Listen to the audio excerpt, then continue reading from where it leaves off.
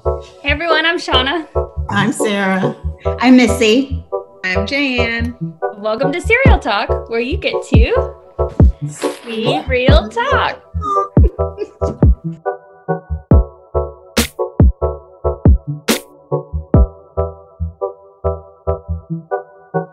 Great job. We are excited to welcome you all to episode 4. We're going to talk about professionalism this week, and we've got two wonderful women ready to join us and start this conversation. I'm going to allow them to introduce themselves, starting with Missy. Hey everybody, I'm Missy Taylor, and I've been a member at North Atlanta for, 21 years, or a little bit longer than that. I have 2 adult children. I'm still getting used to saying that. My son is 21. His name's Ian, and my daughter Chloe is 18. They're at Kennesaw in Georgia State. A wonderful husband named Kevin, and we came to Atlanta nearly 22 years ago for my job. And so I'm looking forward to talking with y'all and just sharing sort of what my career has meant to me in light of also my faith and my family. Beautiful. All right. So I'm Jan Berry. I'm going to follow Missy's pattern. So I've been at North Atlanta with my family for 12 years, just about. But actually, when we started, my now husband and I weren't married, and now we're married with 3 children. So a lot of life has happened to us while we've been there. My daughters, Brooklyn, Zara, and Reagan are 8. One just turned 7, and 3. And I actually similarly moved to Atlanta for work and have had, I think, a wonderful journey of lessons learned through work experiences, some good and some bad. So excited to talk about that as well. Thank you. And I guess just to add into that, Sarah and I can explain our kind of professional history. I think we're going to have a lot to add to this conversation too. But I have been in the workforce since outside of college, and I just recently switched jobs, which was very anxiety driven. That's hard to do. It was the first time I'd ever done it. That was really hard. But I'm an actuary, and I do math all day, but it's been an interesting space of seeing a lot of progress in terms of a lot of women, but it being very white. So this has been an interesting thing to have for me to unpack of seeing a lot of progress in that way, but then feeling like it's lacking and having to wrestle with that. And I'm getting a little bit ahead of myself here, but I guess I've been working for, 11 years outside of college. So don't do the math, please. But not a lot of professional experience, but enough that I'm starting to kind of process a little bit more. For a long time, it's just exciting to have a job. And now it's, okay, but what impact am I having? What am I doing? So I'm on like the very first initial journey of the impact of kind of my role. And that has played a big part into my thoughts around this topic. Okie dokie. So some of you all may have heard Shauna and I when we had movie night over the summer and talked about womanism and feminism and professionalism and all kinds of isms when we watched Wonder Woman. Was it Wonder Woman? Okay. So we'll get into it more with the questions and the conversations. But in my line of work, I'm a lawyer, and in my line of work, there are very few people who look like me, both in terms of my gender and my race. And so that has been very interesting. And I can't wait to share that experience with you all and how I have kind of navigated that journey. So that leads us into our first question. What are the differences in professionalism as experienced in your experience between men and women? Like, what has that looked like? Have you noticed a difference? Maybe even diving in deeper, what's the difference between Black women and white women, or Black men? Like, does race play a role? What has that looked like? Have you noticed it? Just kind of unpack the differences as you have seen it in your experience. Absolutely. So, this is something I've actually been interested in since college. I'm a communications major and currently working in the PR and marketing communications field. But one of the things I was really interested in undergraduate were gender differences, and particularly related to communications and language. And so I remember that while I was in grad school, I often gave lectures on talking about some of these communication differences. And in looking back at how I framed that, there were absolutely differences. And the part of the reason for talking about them was to say, women, how can you be deemed and viewed as more credible in the work setting? But as I look back at it, I'm really frustrated by the way it was framed at that time. And that was probably about 30 years ago. And even my part in it, because what I was doing was putting the burden, once again, on women to change, to conform to the standards of men. And I think we're starting to get away from that now, thank goodness. But this is so much of, I think, what we are challenged with. There's a dominant culture, right? What is the privileged status? And you've addressed this in previous episodes too. If you are white, male, heterosexual, Christian, English speaking, able-bodied, then that's kind of the highest sort of order. And it's not to say that people with all of those characteristics don't work hard and earn what they, get, but that is just sort of, that's how it's been shaped. And women for so long have not been in that same place. And so if you think about just sort of how that then shapes expectations in the workplace, what I am often frustrated by is just how long-standing some of the narratives and the stories are that influence the expectations for how women show up at work and how men show up at work. I just got done reading this wonderful book called Cassandra Speaks. And if you're a fan of Brene Brown, the author, Elizabeth Lesser, was on a recent podcast with Brene, and she was talking about her new book. And I immediately bought it, because what it was talking about is the stories of women and how when women are the storytellers, the human story changes. And she starts with looking at some of the most long-standing stories that have been so pervasive across cultures, Western cultures in particular. And if you think about kind of how they then shape what it looks like when we go into the workplace. So I'll summarize this quickly so we can keep moving on. But she starts with Eve in the Garden of Eden. And you know what? I've grown up in the church. I'm a preacher's daughter. I know that story. But what I didn't realize is that in so many Christian doctrines, it had been summarized to the one notion. Eve was second born, first to sin. Second to be born, first to sin. And that kind of set in motion how women were viewed from then on. So they are temptresses. They can't be trusted. They are manipulative because, she got Adam to then, take these kinds of things that, while I don't hear those messages outright expressed so much, what I do hear is the opposite, the consequence of it.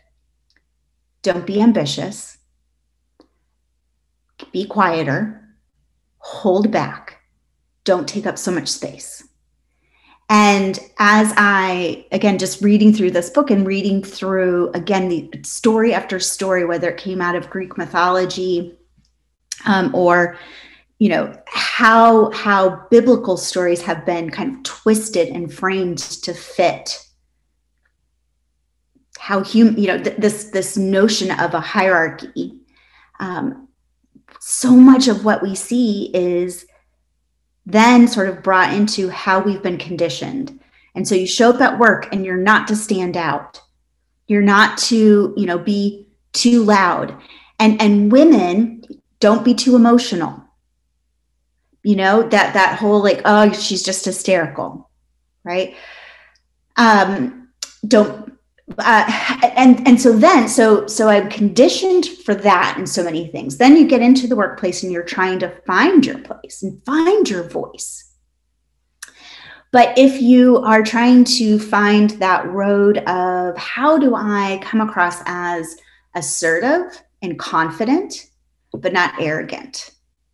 How do I show some humility and vulnerability, but not come across as incompetent or overly sort of self-deprecating, therefore, you know, lacking in confidence? How do you show joy and positivity and nurturing without being seen as soft, weak, or silly? And just tell you, like, I struggled so hard with that for a good 20 years in my career. I think when I first got into work from college, I was a little too just excited to be out there and naive to really realize what was going on. So I just kind of, you know, hustled through those first few years. But then really, there's just this point sort of in my middle of my career of just trying to figure out, what am I supposed to be and how am I supposed to show up? And I just don't think that those are things that are, when it comes to defining professionalism between men and women, I don't know that there's so much thought that goes into it on the men's side, because the model has been built on a male standard of professionalism. And we've, for a long time, just tried to figure out, well, how do we fit into that? How do I lower my voice a little so that I can have the tone that maybe is a little more pleasing, you know, and is listened to more? How do I cut out the likes and the, you know, and the giggles so that I can come across more seriously? To now where I'm to a point where I am much more about how am I effective, and how can I help others be effective and create a new norm? And I'll have more to say on that later, but I'm going to be quiet now and I'm going to let Jayan have a chance to talk. Thanks for that. It's a really interesting question. And I think one that is colored a lot by what your personal experiences are. You know, my initial thoughts on that are to echo what Missy said, that there are just so many more factors that women find themselves considering when thinking about professionalism, whether it's the way you speak, the way you dress, your hair, you know, how you carry yourself, who you speak with at work, like who you spend time with. And so I think that in many spaces, it's just, aside from the work at hand, all of these other things that you're considering, because I think in general, women are more conscious, period, of how they are perceived by others. And there's this undercurrent of your value being determined in some way by how others perceive you. And then that, you know, that, carries over into the workplace. But as I was listening to you, Missy, and reflecting, I realized that I've worked around a lot of women for the majority of my career. And so the job that I had when I moved to Atlanta, I was in a group, I think, of all women. And so very early on, I saw women in leadership positions. And one of them, who was my boss, she was nicknamed the Hammer because she was known for getting it done and being crude sometimes in getting it done. So early on in my career, there were these examples of women who were in charge. The heads of my department were in charge. And I actually remember being excited because there were a lot of in charge little women. And I'm little, like in, in height. And that was something that I thought about. My husband's a teacher. And I always said, I don't know if I could teach because these high school students would probably be looking at me like, who are you? And so that I think has colored for me a lot of what my expectations were for how women could show up. I do remember, though, I worked at times with a lot of mean, catty women, and thinking and hearing from people, right? Like, oh, working for women is so hard and you don't want to work for other women and yada, yada, yada. And have had wonderful experiences since then but even that's a narrative around that, is troubling. And then I switched jobs like Shauna in COVID times, but in my last job, the president and CEO of the company was a Black woman. And that affected me like leaps and bounds in terms of seeing her, the way she operated and carried herself, which I could tell, though, was trained over years and years and years, right? And she is senior to me, and I think, grew up in a different era, and I'm sure has lots of stories. But to your point, Missy, of how can I change the narrative for others and be effective? It's, all of probably her war stories that now I got to sit in an environment where she was the leader and set the tone. And then kind of as a little quip, but when I think of professionalism, right, and men versus women, and things that I have found myself learning to do, learning when to cut someone off, learning when to cut a man off. Because I have been in so many meetings, right, where I have been like, he keeps cutting me off, and like getting comfortable with like how to do that and how to even say, can I finish, right? Or like, excuse me. And so those are just little conscious things that may be just in other ways that we have been socialized, like you don't do, right? But then you realize in work environments sometimes, like, wait, if I don't learn how to navigate these spaces, where are you guys just having another meeting down there at the end of the conference room table? Like, I'm here. Then you can find yourself like left out of situations. So, but with all of that, it's just like Missy said, like learning how to do that, but not be perceived as, being bossy or this, that, and the other, where men can sometimes be seen as just being assertive.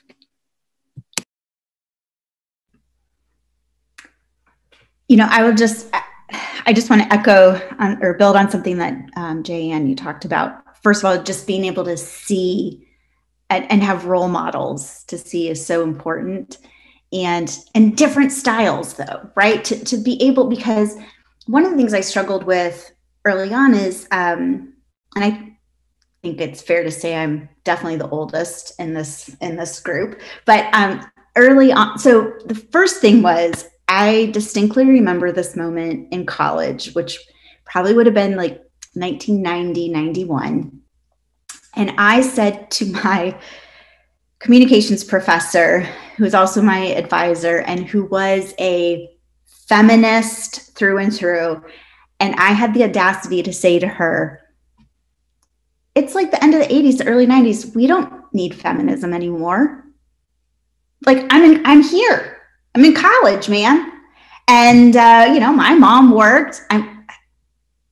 I think back on anyway, sheer audacity of that statement at the time. And so I looked at her and she had made a decision to not have children because for her, to have a career, she did not believe she could have both.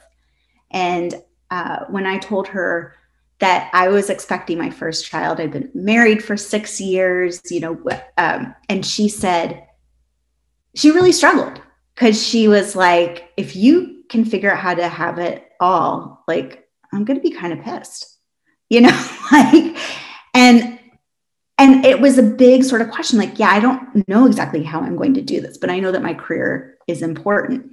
And so recognizing sort of over time, like, well, how do you do that? So I would look around, and the women, so many of the women who were in higher positions at work either didn't have children, were very uninvolved with their children. They hired nannies that lived in with them, and they were flying all around. And I was like, I don't know how to do this. I'm looking around trying to figure out.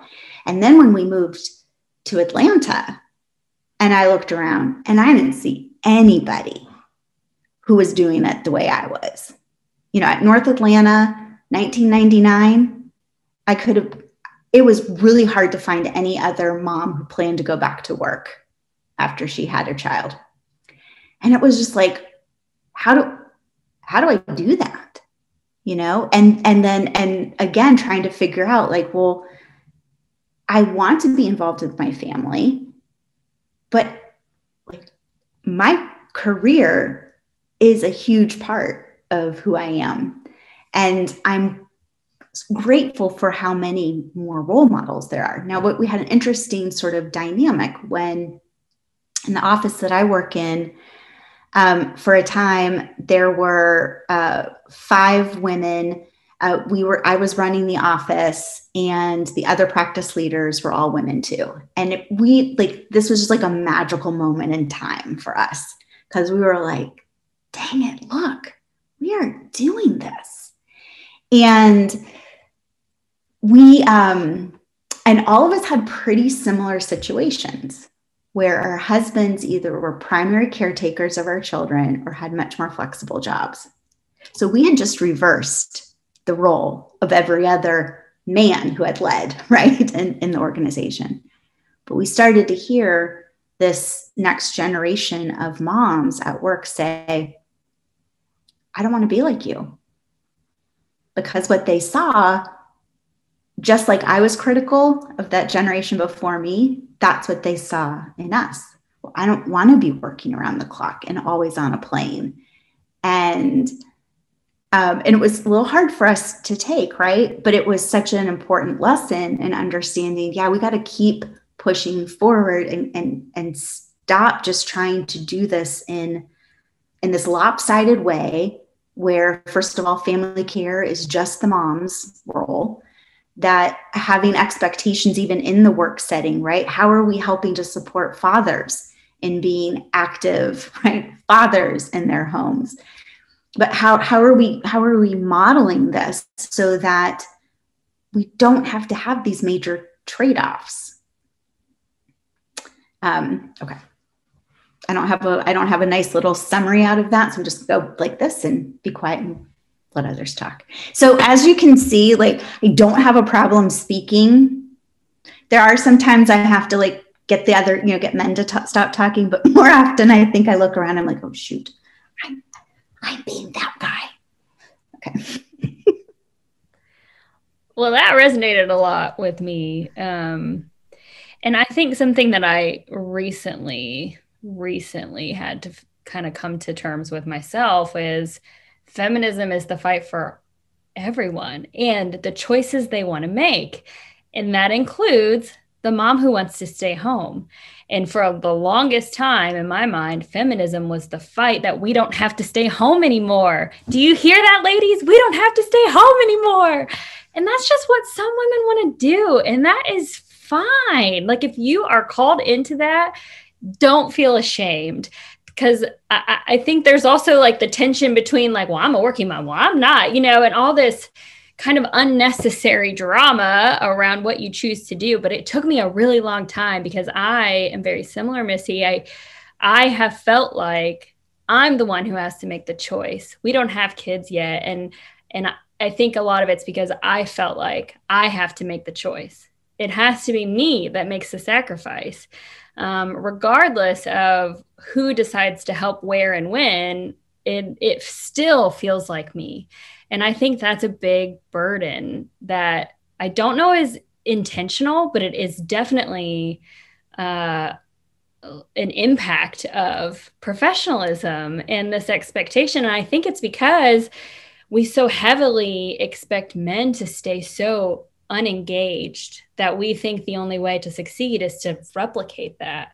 And something Sarah Blakely talks about, the CEO of Spanx, she kind of talks about, you know, her rise into this being like a really successful company, and how her first investors meeting or something where she was meeting with a lot of people, they just tried to warn her, like, Sarah, this is a cutthroat world. You can't be this nice. And she just said, why?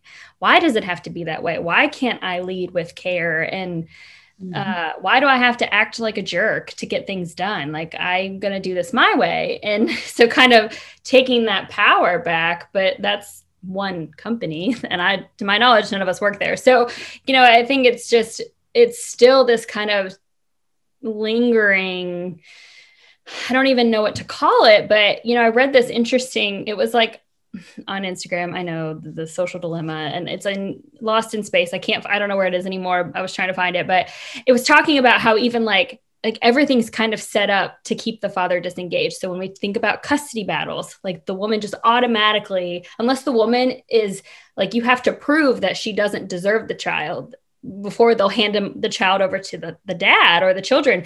And it's just like the default is the mom, and like the mom gets maternity leave, but we don't give dads paternity leave, as if they are not an important part of the first few months of a child's life. So, you know, I think that that's just all part of this. For me, this, like, the pressure is on me. I feel the pressure. And that's why I feel like the conforming is so still heavily entrenched, even though I also feel very lucky to have been led by women in the past. It's with the guise of, well, you have to fit these kind of standards over here that don't feel natural to me. And so I've had moments at work where I'm crying about something and I'm mortified. And I've got something serious going on in my life, and I'm crying at my desk, and I'm mortified to the fact that I have to go home, rather than owning the fact that my life is happening. And that's okay, because work and life are like coexisting. And instead, I'm just absolutely mortified that I would shed one single tear at work. And I can't believe that I did it. And I'm like in a conference room, huddled over, trying to get myself together. Like, can I make it through the rest of the day? Like, why does that have to be something that we're wrestling with? Why can't we just live? I don't know. I don't know quite where my point is there, except that it just feels like so much of this space is unfamiliar to me because it's not who I am, but I'm made to feel like that. And something interesting that somebody I know has had to experience, it's not where I work or where I worked before, but he works at a different company, and he was telling me how he has women similar to what you were saying, Missy, who are like, no, I want to stay home now. And the women above him who did not make that choice are like, absolutely not. We're not working with them. That's because they worked so hard to get where they are. And it's so complicated, as is almost everything we've talked about on every single episode. It's so complicated, and it's not just as easy as like flipping a switch. But I think part of this discussion is opening the doors on what we call professionalism, because it doesn't have to be just one thing. I think it's just got to be more inclusive of more styles, because not everyone responds to the same style of leadership. You know, everyone responds differently. So you've got to learn how to be an adaptable leader. And I think the leaders have to be adaptable to the people below them, because people are complicated, and not even men are in the same box of what we require sometimes of men in the workspace. If I could jump in, you know, what you said reminded me so much about one of the things that come up as professionalism for women is thinking sometimes really early on, do I want to have kids? And if so, or do I think I might want to have kids? And if so, what choices am I going to make because of that? My sister's a doctor, and that was when she was choosing like what path she wanted to go down, and had conversations with other women. And they're like, well, if you want to have children, and if you want to see your children, don't do this, don't do this, don't do that. And here are like a couple options, you know? Which she's happy in what she does, but hopefully we can get to a place one day, right, where you're not ruling out certain things. I also, and my first workplace here wasn't idyllic, but like there were so many pregnant people, like all the time. So it was so easy for me to see myself pregnant.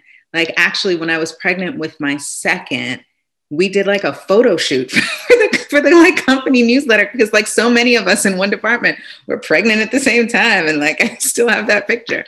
But I do remember when like three of the other five women who were all like due around the same time, like didn't go back to work.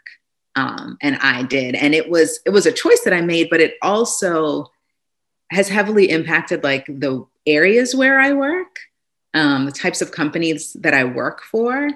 I've always looked at maternity leave. I'm done having children now, but the company that I switched to, I may not have felt comfortable choosing to take this amazing job because the maternity leave is foolishness, right? And it's like, I'm in this point now of privilege because I'm like, okay, I'm done with the like childbearing season of my life, so I can take this job. But if I wasn't, that would just be like another factor of trying to think, well, do I do it? But I don't have a lot of maternity leave. And so yeah, that is something that we end up thinking about a lot. Man, you guys have said so much, and I've been trying to keep track of all of it to like go back and touch on it. I know I'm gonna forget something, but I'm gonna try. Okay. Yeah, I see, Shauna. I should have been taking notes. So the professionalism part, and just how much keeping all of those things in mind kind of stifles your creativity and your ability to think strategically and creatively and show your leadership in new and unique ways when you're constantly worried about like, okay, I don't want to laugh too often or too loudly, right? And I can't be seen all the time with the guys because then, you know, I'm a floozy, you know, trying to, you know, wow him with my feminine ways. The dress, like we talked about this in episode 3. Yes. If you haven't seen it, you should check it out. But we talked about this notion that if a woman is too beautiful or if her attractiveness distracts you from her mind, then that's also a problem. So like if you have an important presentation or, you know, a job interview, you don't want to be too cute, you know, tone down the cuteness, pull that hair back, put on something that's a little baggy, you know, because you don't want to distract anyone from your mind. And so this concept of having to always monitor and police yourself and your behavior and your tone. Jayanne, you talked about having examples of stopping people from interrupting you at a meeting. And I've seen it done very, very well by men, but I don't really see it done by women very often. And I love that I have now seen it done very well. And I'm waiting for the opportunity to say, I'm speaking. Excuse me, I'm speaking. But, you know, these are the things I think that kind of hinder women in our ability to grow and to strive to reach new levels, because there's a lot of other things going around in our minds constantly that men just, it just never has to cross their mind. One of the other things we talked about in the last episode was, you know, steps women take to make themselves feel safe, right? When they leave the office, what do? Put your phone away, make sure you have your keys ready to go. If it's kind of sketchy, you might have the security officer walk you out. If you don't, you're paying attention to who's in the elevator. Did they get off the floor with you? Do you hear any other footsteps? You know, all these things that women are constantly thinking about, whereas men just get up and go, you know, and all that mental space. It just, I think it prevents women from reaching their full capacity sometimes. And so we have to get to a point where, you know, leadership changes are taking place. I have had some of the most amazing female managers as of late, since I changed companies. And having that just different perspective and someone who can understand you and someone that you feel more comfortable with going to with issues makes a lot of difference. And I'm hoping that as women continue to advance and are given more opportunities, and not just given more opportunities, but like show out when they're given those opportunities to make management say, oh, well, that worked out kind of nicely. Maybe we should bring on, another woman to this role and see how that works out also. Hopefully that changes cultures in companies and makes it more realistic to have situations where you don't have to choose between being a stay-at-home mom and being a working mom. You can actually be a working mom who's also involved in their children's lives. And the pandemic has certainly showed that, we are literally doing it all. We are cooking and folding clothes and helping with math homework and handling our job responsibilities, all from the kitchen table. And so I'm not sure what's going to happen afterwards. Everybody's in a rush to get the vaccine and get back to normal. And what does that mean? And I'm hoping it doesn't look like it looked before. But the fact that we have been here for 8 months handling the things that need to be handled, I'm hoping that helps shape how differently things look when we do return to the office. There was one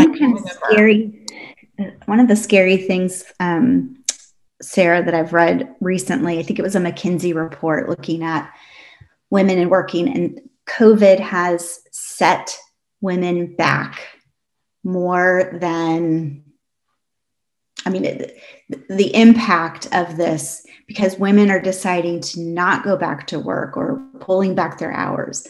And why? Because all of the other stuff is falling on them. And it's just, there's only so much that you can do. And I think I'm a big believer in workplaces looking at how they can be more supportive and supporting flexible work schedules. And because, to your point, we've seen how we can manage through all kinds of things that we never knew we could, right? There's different ways of working, and I'm talking primarily about those kind of office jobs, and there is much more flexibility than I think people gave credit before, right? And particularly when we treat our employees as adults and don't have to have this notion that if I don't see you, I don't believe that you're working notion. So I think that workplaces need to play a really important role in supporting that. But then we've got to continue to support in the home the equal partnership of that work. And because it's just not going to change otherwise. Remember how long, and then it still is sort of this notion that we have to be Wonder Woman. We've got to be able to bring home the bacon and fry it up in the pan, with the baby on the hip and the phone on the, and it's like, and I would take pride in the ability to kind of be able to multitask and all of those things, but that is an idealized, version that we kind of force women to have to fit. And I'm going to tell you what, if that's what you're trying to get to all the time, then you're going to constantly be feeling guilty and less than, because you cannot maintain that. And one of the things I feel very, he's listening to me right now, so I absolutely have to give shout out to my husband, because, early on, we realized that what was going to work best for our family is for him to be the primary caretaker. And it was tough for him because back in early 2000, I'm sorry, but like a guy shows up in the park by himself with and if you don't know necessarily that that's one of his kids playing, and, you get some looks. Other moms are kind of pulling their children away. So he would have to think very clearly about what he wore and make sure he shaved, and, now it's much, much, much more common. But I'll tell you what, for those who know my kids, I think they're awesome young adults, and they are that way because their dad had the primary responsibility of raising them. And that is amazing. And I'm tired of seeing shows and movies and depictions of the kind of incapable dad, the incompetent, lovable dad, kind of, because that's not serving us either. And it's not serving and honoring them. It's kind of like we went from they're the cold, detached, just sitting in their easy chair, don't talk to me, to, okay, well, I am going to be more involved, but I'm just going to be that fun guy who kind of just messes it up and fumbles his way through it. And that's really not honoring them as well. So I think I get concerned again, because if we don't really get at some of the core, our own expectations for ourselves, and I know where I was going with the story too about with my husband is I recognized early on that I felt guilty, long hours of work, but then I would say to myself, what's real? What's real, and what am I putting on myself? What do I need to let go of? What can I just free myself from? Because I am doing my best and the kids are thriving. And if I'm, now there are times when I probably could be doing a better job supporting my husband, because we definitely had some of those role reversal conversations where you'd be like, you just don't find me attractive anymore. And I'm like, yes, but you're covered in spit up. Anyway, so you haven't showered in days. We did have some fun kind of role reversal conversations, but I think we have to get out of our heads as well in terms of, at the same time of trying to break out of and create our own path, then holding ourselves to those old notions of what's expected of us. I think it's also really important that as women in management, in leadership positions, or just as friends and colleagues, that we're transparent about our moments of emotion at work, Shauna, like you said, that we show up and support each other. I have gone into the bathroom, when I knew somebody was crying, and I didn't tell her, come cry in the hallway where everyone can see you. Maybe I should have, but just being supportive and modeling what those quote unquote tensions look like, and that they're okay. My last boss, wonderful woman, dear friend. And so many times I saw her saying, no, I can't make that meeting because my son has a baseball game. I'm leaving early today because I'm dropping my kids off at camp. And it wasn't hush hush. It was just, this is what I'm doing. And so that probably even more than I, took in things at the moment, those things model for you oh, it's okay to do this. And no one's like, what? And versus leaders not putting that out into the open. I even had a moment recently on a Zoom call, because I'm still guilty of apologizing for my children on Zoom calls, which I need to stop doing, right? And there was a woman, she was leading a meeting on a Zoom call with 50 people on it. And her children had just finished doing something and they came over. She was on mute and she hugged him and she kissed him and she didn't turn the camera off. And I messaged her, I was like, that meant so much to me to see that, and to try to get to that place of being, I'm laughing because one of my daughters, she'll walk into the room, see the camera and drop down, like she's some kind of stealth agent. I'm like, everybody can see you. You should just be casual about it. but getting to that point of like, yeah, this is what my life looks like, and this is how I do it. And these are, no, I can't get on that late call because, you know, and sometimes you make those decisions. And like, there are times when I need to take a call with someone on the West Coast. And so I'm not having dinner with my kids. But I think just being honest and transparent with people who we may not even realize are looking to us to figure out what their options are. Missy, I found that article, and I think it's important that we talk about it here because the numbers are so troubling. Between August and September, 865,000 women dropped out of the labor force. In the same time period, just 216,000 men exited the workforce. So 4 times as many women left the workforce than men.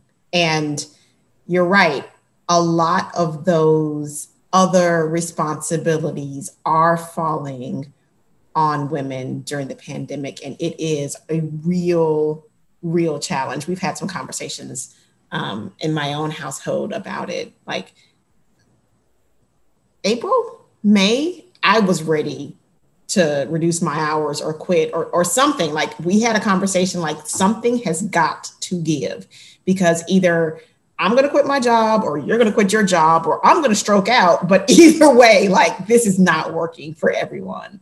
So I agree, Jayanne. Some of the most eye-opening and refreshing conversations that I have had with women in leadership have been women who have said like they are struggling or they have had to make those kind of judgment calls. Like Tuesday night dance rehearsal comes first and you can put anything on my calendar any other afternoon, but Tuesday I'm done at 4 because I'm taking my daughter to dance class. Like not being afraid to show that side of your life. There was a phrase I've heard before that say, women are expected to work as if they don't parent and parent as if they don't work. And I mean, you can't keep that kind of facade up for too long. And then the other thing that Missy that made me laugh when you were talking about like the bumbling idiot father, Jayanne, you may watch Peppa Pig with your kids, but Daddy Pig on the Peppa Pig cartoon is like quintessential like idiot dad who never knows where anything is, doesn't remember where he parked the car. Mommy Pig is always like, no, Daddy Pig, it's over here. And he's no, it's this way. And she always just lets him, bumble his way around till he realizes that he was wrong.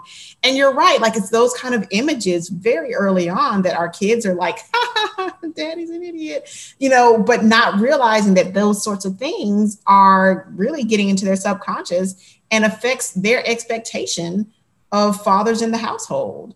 So the more I think people say, hey, this is an issue and let's figure out a way to address this differently, I think the better our society will be for everyone, not just for the mothers, but the fathers and the kids and everyone. Well, and can I also say that, male or female, if you choose not to have children, you're still allowed to have priorities outside of work. And yes. That because you don't have kids doesn't mean that you automatically then get to take the late shift, or you get to stay late, or you can make the meeting because you don't have kids. Like that is also not fair. So I think the whole idea is just the whole premise of this conversation is you can just stick up for yourself and whatever that looks like and the choices that you're making, male or female.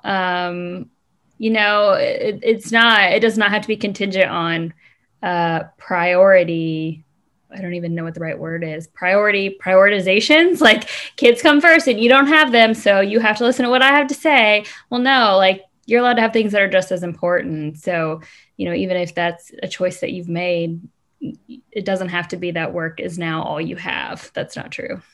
Yeah, it's recognizing and appreciating the whole human being. Too many times companies like you're a cog in the wheel and you are here to do this job. And I don't really care if your mom's sick or if your dog got hit by a car or, whatever. This is what I need done at the end of the day. And like, sure, I get that it's a business, things have to move forward, but recognizing the individual as a whole human being. And we talked about this a little bit in episode 3 also, just getting past the point where we are objectifying people and seeing them for one particular purpose and recognizing like the completeness that they bring to whatever table that they're sitting at the moment. Yeah, I'm really glad you said that, Shauna, too, because I was thinking back to, okay, so college students, children probably seem a lifetime away. But I think one of the things that's important in hearing this conversation, or at least one of the things I would want you to hear from this, is it is possible. And we're still working it out. There's not necessarily one way to do it, and that's okay, right? But there are more ways, and we're moving to, again, to more equity sort of in parenting and working parents. But to the point too, I mean, this goes beyond just working parents and working moms to really understanding, how do you have your voice? How do you show up authentically in the workplace, feeling able to bring your whole self? There's a really great quote that comes out of some work done about psychological safety in the workplace. And the author asks, how expensive is it for you to go to work? Like, how expensive is it for you to be you at work? Is there potential cost? Do you risk, not getting a promotion, not being paid attention to, not being listened to, if you were to be your whole self? And whether that is true or not, if you perceive it to be the case, right? So this is where it goes back into like, well, everything from code switching to thinking about how you wear your hair, how you dress, whether or not your tattoos are visible. Is it expensive to be yourself at work? And that is hard because not every workplace is a place where you can be your whole self. And I think that it is really important to understand that. So when I'm talking with college students, particularly as they're looking to, get their first internship or first job, I talk about sort of, you need to understand what is the culture and the norms of that workplace. You need to know who you are. You do need to get real clear on what your values are and who you are. And that is, you're going to learn that and grow into that over time. I'm not going to say I walked out of school knowing exactly sort of this is what I stand for. But you've got a core sense, right, of who you are. And then you got to figure out, what am I willing, like, are some things okay? Okay, so in my job, when I'm meeting with clients, I will adapt, depending on that client. My nails may not be blue, I may go for something that's a little bit more conservative, although I don't think I actually have anything conservative in my closet. But anyway, you get the point. Sort of knowing your audience and knowing sort of how you need to adapt. And I can do that as long as I feel like I'm not having to compromise on who I am, right? Like, so dressing is kind of like a costume for me, right? So I'm happy to put on whatever kind of costume you need, but I'm not going to go in and hide and be quiet and wait for others to call on me, right? Because that's going against what I see as my value and who I am. So what I'm trying to say is that I don't want to send people off with the unrealistic expectation that you can walk into a workplace with all your tats and your piercings and, hair hot pink, like starting in, and every place is going to accept that. because they're not. Not every place is going to accept that. But are they going to, so what is most important to you in terms of what people accept about you, what you need to have in a work environment to be able to give your best, and how people treat and respect you? And sort of knowing that and asking the questions about that, I think is really helpful going into a job. So I love that you brought that topic up, because you basically answered the second question without being asked. So I will ask it, and feel free to continue to elaborate, or Jan, you can jump in. But the second question is, in what ways have you had to conform to someone else's definition of professionalism? And this, I think, is a really, really interesting question, particularly for Black women going into corporate settings. I know that I have had my own experiences with conformity and assimilation, and minimizing myself and my background in order to fit in better in a corporate setting. But I'm interested to hear your thoughts as well. Yeah. So I'll start with ways that I've had to conform, but some context, and to keep things, I guess, less murky, so I worked for years in marketing and sponsorship production and like network strategy. So like more creative areas. So for me, conformity in early days to professionalism, I worked in a predominantly female group and predominantly white. And that meant adapting or struggling with how much felt like I had to adapt to their culture, to the things, all those things at work, right? That people talk about, that, the hee hee ha ha, and like that people are relating to. And like, I remember I drew the line, but thought about it at watching The Bachelor, because they talked about The Bachelor so much. And I felt like if I watched this show, I could be a part of these conversations, and then you might relate to me more. But I just couldn't, I just didn't want to do it, right? But those, and if someone else did, that's fine. But those were ways in which it was like, and it's important. I want to make sure it's not flippant. It is important to find connection points between people at work, right? And to find ways in which you can relate to people. But I think that sometimes conformity can feel like, if I'm coming into a space and they all do this thing or talk about this thing, et cetera, do I fit into that space? Turner, and in the groups in which I worked, there were a lot of Black people, not in my particular group, but like in the department overall. And so I didn't feel that much like I was that I was an anomaly. But as I'm reflecting on that, a lot of that had to do with support, because there was a group of, we're still close, like at that time it was probably about 8 Black women who worked in different parts of the organization, and we would do dinner, and like the younger ones among us, it was a wide range of like from like senior director level to like much younger, like me coming in at a coordinator level. And it was a lot of like mentoring and also building friendships and relationships. So without that, I think my experience would have been much different, but there were a lot of things that I navigated through that group. One of them actually, after I switched my hair to natural, and I was in another group in the organization, but we were going out with a client, and they were going to one of these like blow dry bars.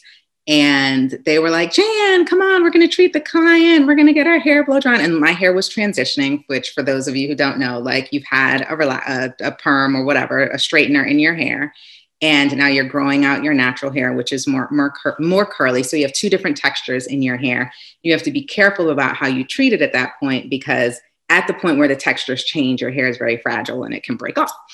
And so one of my colleagues, a white woman, was like, come on, like, let's go to the dry bar. Like, it's going to be great. We're treating this client.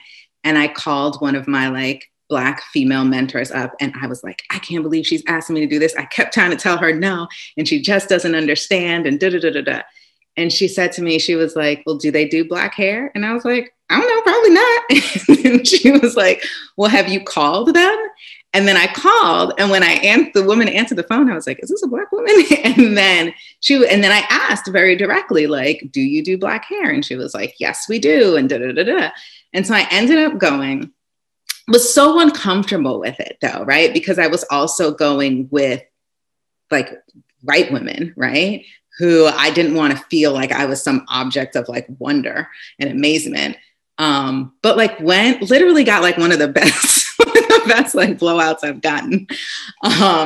But I just think about like what that situation would have been like without that mentorship and someone who like had navigated situations and encouraged me. Like she had her own perspective. Other people I talked to were like, girl, like, I wouldn't go if I were you. But I'm glad that she encouraged me to step out in that way, because like my hair turned out great and it was a wonderful experience. But that's just an example of like, you know, something to navigate, and that's something that was very normalized, right? Like we all have a certain type of hair. The client has a certain type of hair. So we're doing this thing. But then in other ways, so when I interviewed for my last job, I was very intentional about like, I had my hair out and big and curly and like had my hoops on. I'm working for a podcast company. So like, it's, you know, different. They're based in Brooklyn. It's very diverse. High percentage of the people I work with are queer. So there's just a lot of different, so I know the culture in a way in which I'm going into, to Missy's point. But my sister, again, the one who's a doctor, was like, oh, like, that's okay for you to, like, they're not going to think anything of you, you know, for you to like interview like that. And I was like, no, I actually think that, and this again goes to the costume, right? I'm at a point in my career where it's like, I'm coming into creative roles and whoop-de-whoop-de-doo. And maybe it worked, you know, it might work out better for me to have like big curly hair versus straightened hair or something like that. And so there's a bit of putting on a costume or performance or whatever in that space, which I think I often navigate just how comfortable I am with that.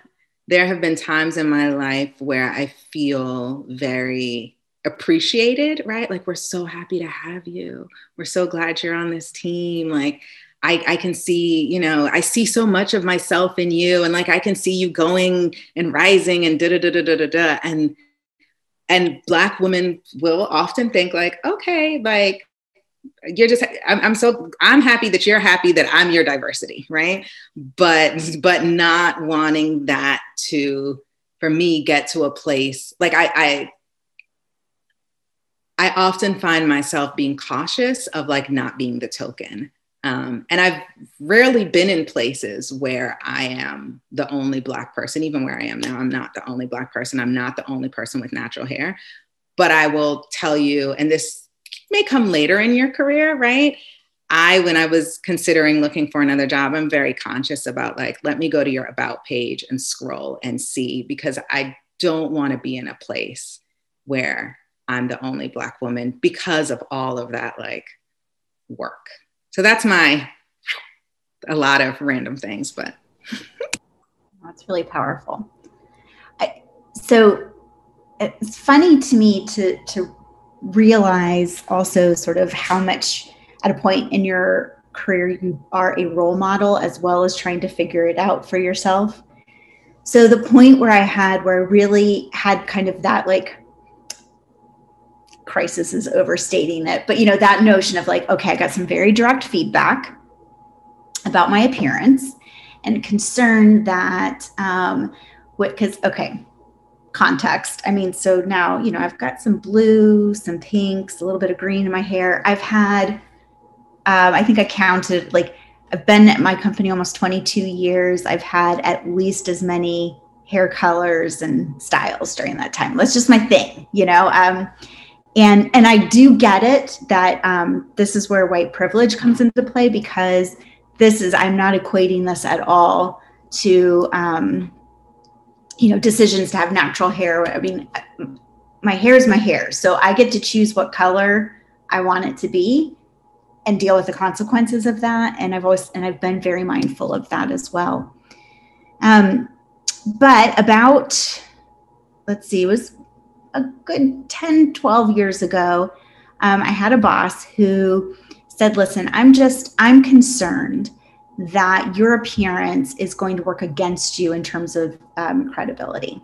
So sometimes the way you color of your hair, your tattoos, and I was upset by that, I'll be honest, because I work in a creative field, and I kind of was like, I'm like coming into like finally was feeling confident enough to just like really be myself.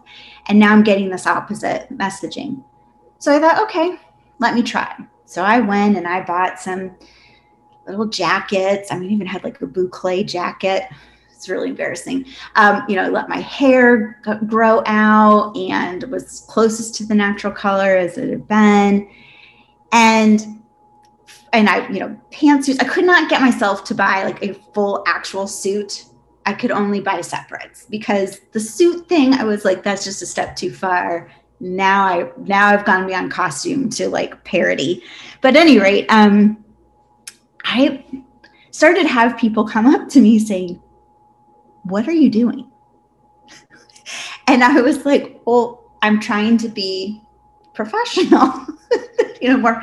And it was kind of like, again, what are you doing? And why are you, doing that? And I said, well, I'm trying to be respectful to the feedback that I got from my boss. Well, I had two situations where I was like, you know what, forget it. Like, I'm going to find that happy medium where I am happy and I am confident. I was in a meeting and I had dressed very conservatively. Gentleman there, the head of the company, our client, came in late, wasn't there when I introduced myself and my role. So when I gave my presentation, and afterwards he said to my boss something really disparaging about like, oh, the girl with the pink headband. And so I got feedback, a day or two later of like, all right, again, Melissa, maybe you want to like watch. And I walked out and I thought, oh, no, that had nothing to do with the way I was dressed and presented myself. His own, misogyny and inability to treat women, right, like respectfully, that's his issue.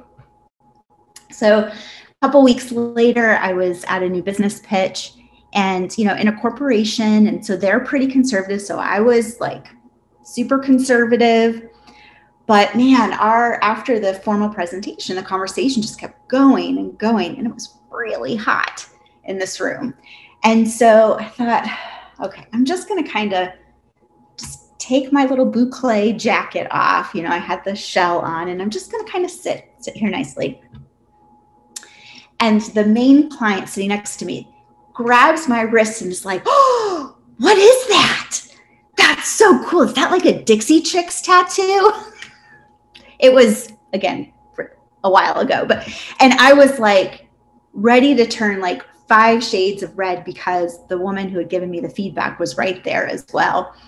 But he, I kind of made some little comment relating it back to the target audience that we were, trying to relate to, and how I was like one of the. Anyway, he was like, I love it. It expresses you. And again, I walked out of there and I was like, okay, trust my gut. Do I know how to present myself? Do I know how to carry myself? Can I come across as competent and confident? Yes. Can I also do that while being me? Yes. And over the past like 3 years, as I've had more opportunities to do some public speaking, like women's conferences and over the summer, several different sort of online conferences, that has just been my resounding theme, is to be authentic, to create workplaces that allow and create an environment where your people can be authentic. And for each of us, and particularly as women, to find our narrative, right? And to own that and to show up authentically as who we are, because that's where our confidence should come from, instead of trying to again, conform to somebody else's notion of what the competent sort of leader looks like. And there's one last thing I'll say on that is one of the many things that is so exciting about, this year's election, having a, Black and South Asian woman as our vice president. But have you seen her outfits? She was rocking some really cool kicks and some Converse. And I'm like, see, that's what I'm talking about, right? That's what I'm talking about. Like, let's just show up sort of who we are. Forget the stilettos and rock them if you can and you want to, but when you get to be a certain age, I'm really digging the sneakers these days. I just quickly, I don't want to, y'all have really covered a good amount in the conforming. I think the only thing I want to add is just, I think the idea that something I realized as I was interviewing and applying for jobs over the past year, a lot of these things that women feel, because I'm even having a hard time coming up with a specific example that would be super impactful about when I had to conform. But a lot of what I am thinking of, like in like the minutia, like in the tiniest example, you can explain it away. And then the next time you can explain it away. And then the next time you can explain it away. And it's not until you kind of bring yourself up out of it and see there's a lot of women saying a lot of the same things that you kind of see the pattern and you see where it's starting to take shape and be exclusive. And I experienced this when I was interviewing because my husband happened to be interviewing and applying at the same exact time. And we had somebody in our life who has probably a closer relationship with Austin, but we're still very similar in relationship, a friend of ours. And when Austin was interviewing, the moment his interview was over, he got a phone call from this person and said, okay, here's what you have to do next. Here's how you negotiate. Da, da, da, da. And then when my interview was over, I went out to talk to Austin and I said, well, what do I do now? And he said, well, call this person. They knew what to do. And when I called, he said, well, what is your question? What do you need? And that's when he got it. Like, that's when Austin, all the stuff we've been talking about for months and months about how I felt like his experience was so much different from mine and I couldn't put my finger on it. And that was the moment where it was like, okay, yeah, there are things that are different. And it's hard sometimes to put it into words exactly. But that was an experience that was, it's just a situation where sometimes that's just what happens. Men are more familiar with men. They help men along a little bit more. There's a reason women feel this way. There's a reason women don't apply for jobs unless they're qualified for 10 out of 10 of the qualifications, and men will apply with 4. There's a reason for these things. And it's really hard sometimes to pin it down outside of just letting y'all know that the patterns are there. And it's not like it's not that we can't get out of this. We just need y'all to trust us a little bit and help us out. Like, call me up when I'm finished with my interview and tell me what to do next, because I'm not getting those types of phone calls, but my husband is. So like, it's just these little things that add up majorly in the big picture. And it's sometimes hard to put a finger on it. But if you're watching The Bachelor, because women do it too, right? If you're all watching The Bachelorette or The Bachelor, and there's one person one person excluded in the conversation, think about that a little bit harder. Or if you are all going out to play golf or whatever it is that you're doing, and it could be the other, if all the women are doing one thing and there's one man not included, like, these are problems we've got to really figure out to be more inclusive. And like we've said so many times already in these prior episodes, and even now, like, the inclusivity of this feminism, womanism ideals is for everyone. And it's not to say, and now at work, all the women are in charge and the men have to stay home. No. It's that all the women deserve the same equity that the men have. And we all have to work together. Like, this is not to exclude someone. And so I'm having a hard time putting into words like a specific example, except for that one. But I think that you just have to trust that we're not making this up. And it's sometimes hard to put your finger on it, but with the focus on inclusivity, I think you'll see the bigger picture a little bit easier.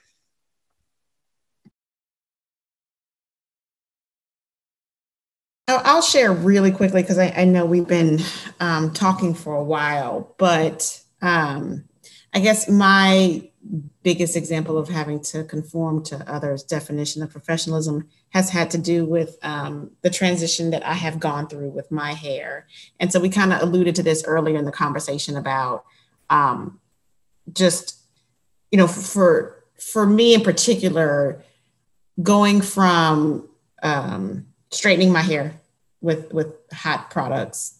I stopped using chemicals years ago, but I still, with the hot comb and a blow dryer, and had to get it straight and laid just right. And then after a while, number one, I have two daughters, and they were asking me, well, I want to wear my hair straight like you. And I'm like, oh, your curls are beautiful. Leave your hair alone. Your curls are beautiful.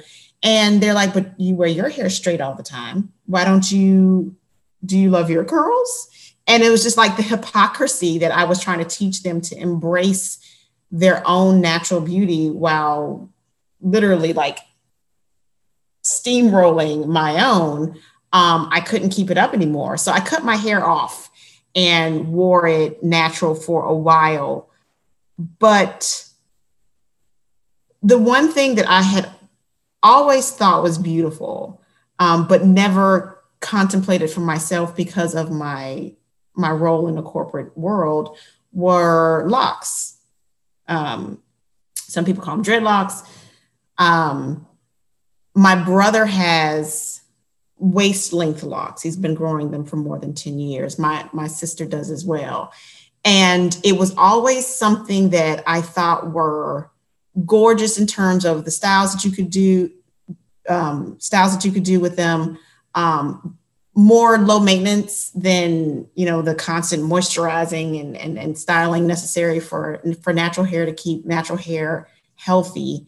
But I just could not envision myself in my, conference rooms with locks, simply because I don't see them anywhere. And while we were home on quarantine, I just made the decision to just do it. I didn't talk to anybody about it. I just did it. And it's pulled back now because it's transitioning, and I'm not crazy about it. I'm learning to embrace and trust the process. And I know that it will eventually get to where it's going.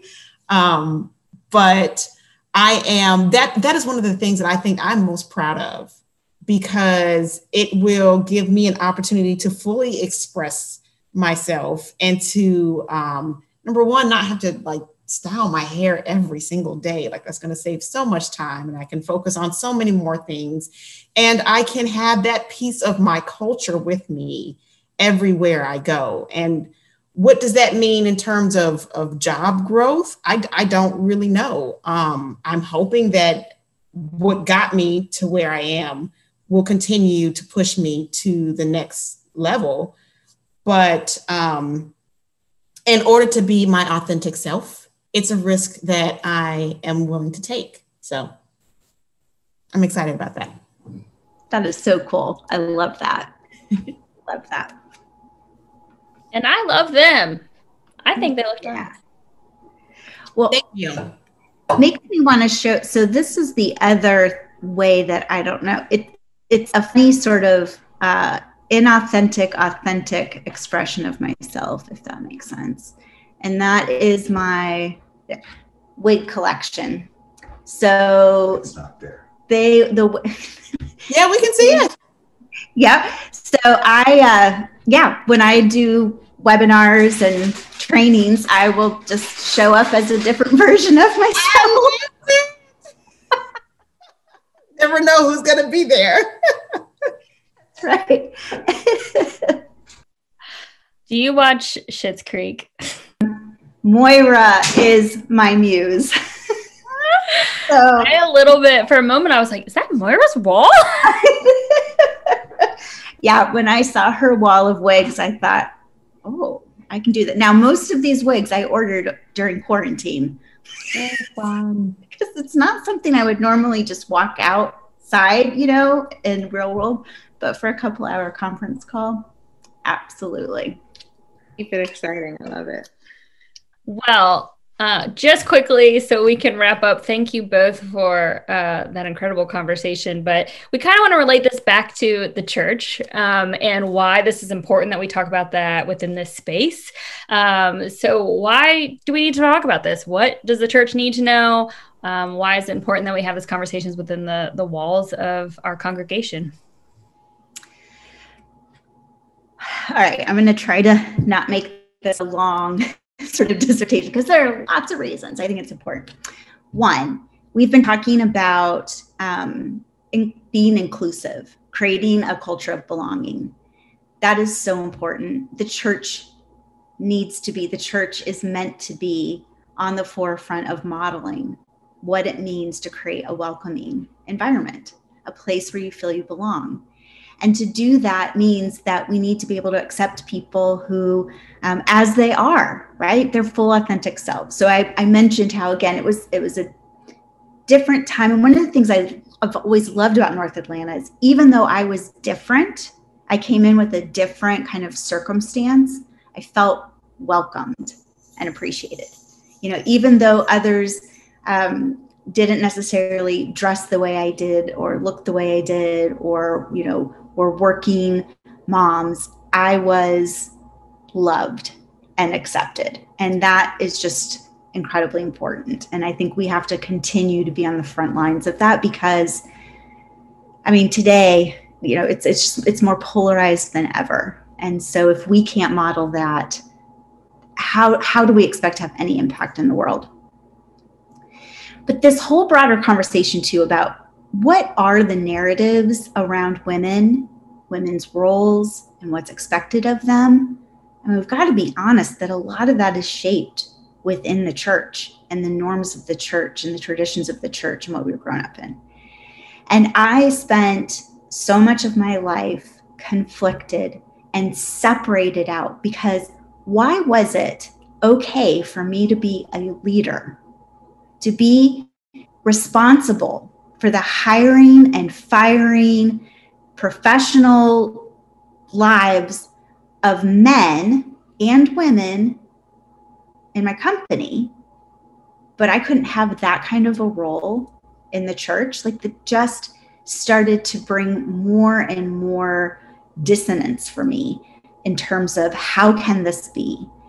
And it, for a long time, those messages that with good intention, but that were set about what women's place should be and what we were meant to do, right? And putting us in this little box was hurtful because I did not see myself in that.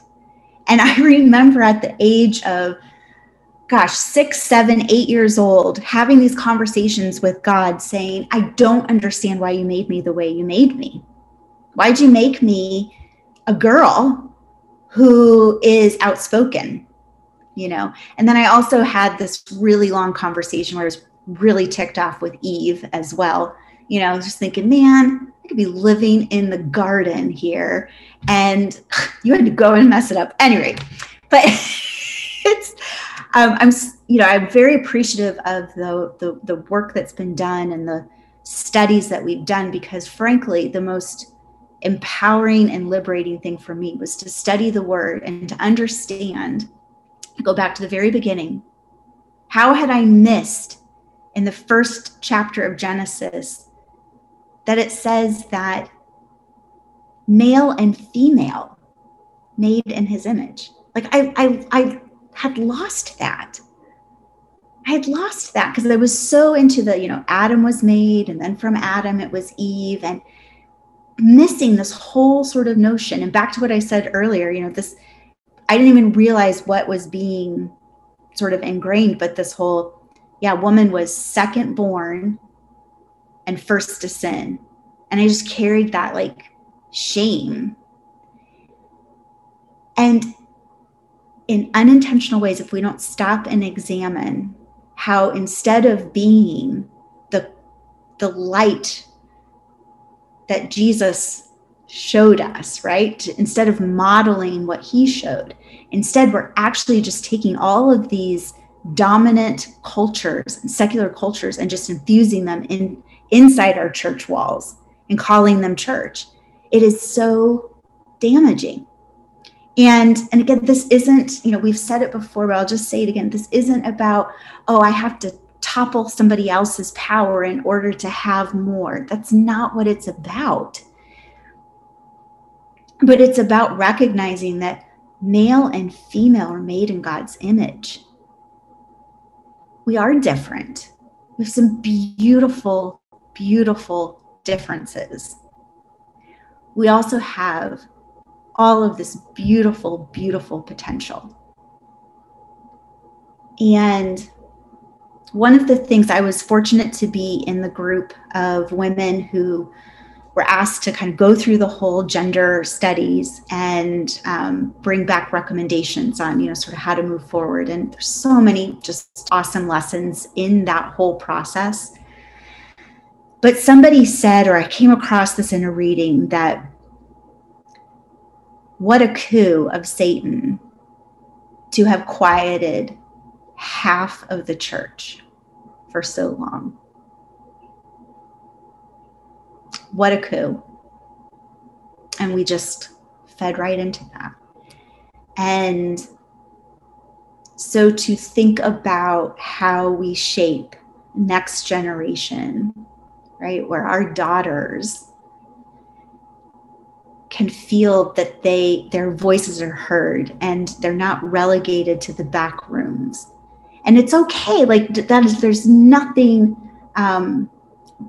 wrong. There's so much that we need of the quiet service, right, and the hospitality, and I've come to appreciate it so much more over time, the power and importance of hospitality.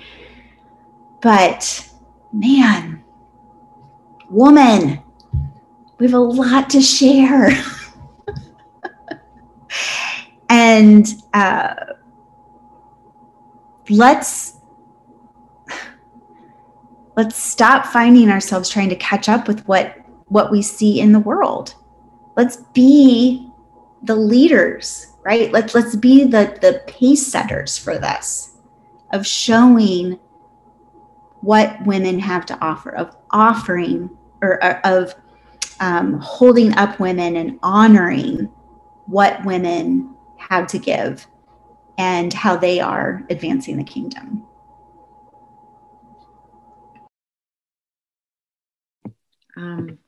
That I just have to say that statement you quoted, the "what a coup of Satan," is so powerful.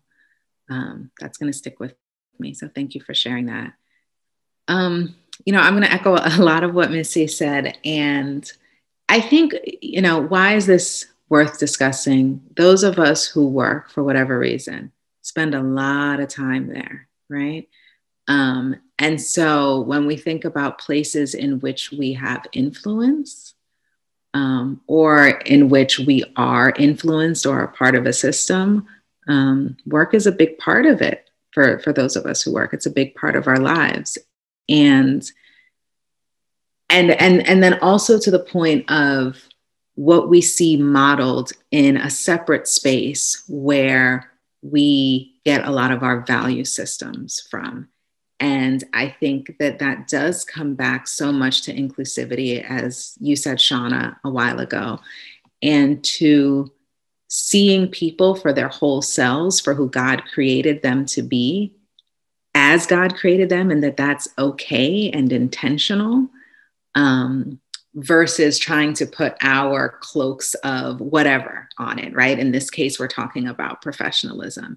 And I think in as much as we see that modeled out for us in the church, then we're better equipped to go out into the world and to model that, and to be the hands and feet of Jesus in the world. Because what we see and what we know is that we look for people who are excluded, and that we don't just judge people on the exterior, and determine if they are professional by what they're wearing or even what their name is. We didn't talk about names and resumes and all that stuff, and what their background is, but that we take the time to get to know someone. And I was listening to, I think it was a podcast, where someone was getting into the idea of what's the value of feedback. And that oftentimes people look at feedback and it's, let me point out the thing that you need to change that's wrong with you, that you need to do more like I do it because I've had success in doing it this way, versus let me take the time to see what your strengths are, right? And strengths are not always, your strengths might not be the right fit for this job. So not to be like too cotton candy about it, but like, let me take the time to know you as a human being, as a creation of God, and to value you in that light versus external factors, which in this case are professionalism. And we've talked a lot about things that we've experienced at the hand of others a lot in this conversation. And I think, as North Atlanta always encourages us to do, which is one of the things that I love about the church, is for us to consider what are the ways in which they might not be professionalism triggers for ourselves personally, but what might we be using against others, and how can we be positive influence either in what we choose not to judge next time, or in who we choose to uplift, or what we choose to model to make it easier for those who are coming after us.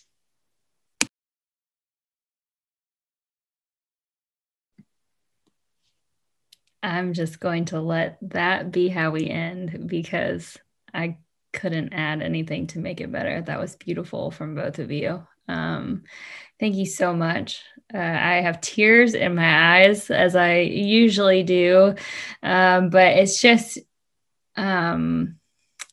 this journey can be a burden, and it can be lonely. The journey of, I think, inclusivity and feeling excluded, especially in the church, and that's a heavy burden to carry. And I have said this before, but just to encourage the two of you who joined us, and Sarah and anyone watching, God didn't get it wrong when God gave you the traits that God gave you. And if the world told you that those were traits that weren't aligned to your gender, I'm sorry, but that's not true. God doesn't get that kind of stuff wrong, or anything wrong. So I just really appreciate the empowerment of, the empowerment that I feel right now, and that our church is filled with women like y'all. That's so encouraging to me. And I am so excited for what we're going to do together. I truly believe it's going to be a big thing. So thank you for joining. Thank you for your vulnerability. Thank you for sharing your experience. I know that comes at a cost sometimes, and that's not lost on us. So thank you for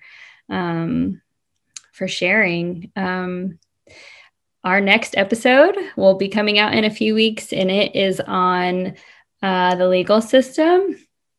We're really excited about that. But before that episode comes out, we're going to have a session where we can debrief this episode, and it will be next Wednesday on Zoom. And all that information is on the Catalyst Instagram information page, so in our profile. So check that out, and we hope to hear from you there. But until then, stay safe and have a great week. And thank you so much to Jay and Missy. Thank y'all. Bye. Thank you. Bye.